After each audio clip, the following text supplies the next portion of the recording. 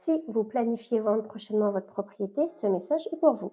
Vous devez savoir que le coup de cœur chez un acheteur se passe dans les 90 premières secondes. Parlons donc homestaging.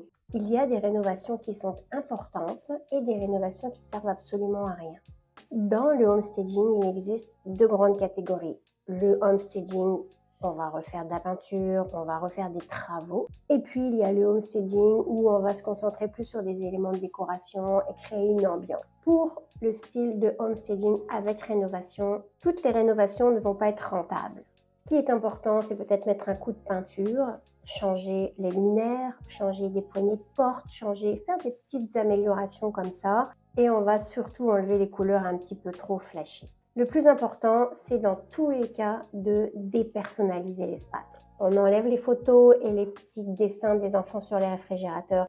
Après, dans la catégorie homestaging de décoration, on peut ajouter des petites jetées, des coussins, on va mettre des plantes, on va ajouter quelques petits accessoires qui vont créer une ambiance chaleureuse. Évidemment, pendant les visites, c'est très important, en fait, juste avant les visites, de faire un beau ménage.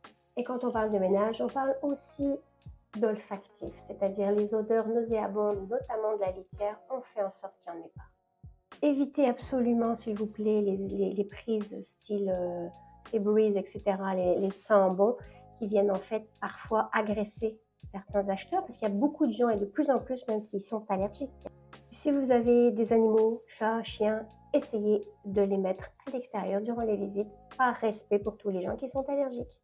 Et surtout, pensez aux 90 premières secondes quand le client entre chez vous, quelle est l'impression qu'il en a. Dépersonnaliser, désencombrer également l'espace pour que le client puisse s'y projeter. On fait du beau ménage et on fait en sorte que ça sonne bon.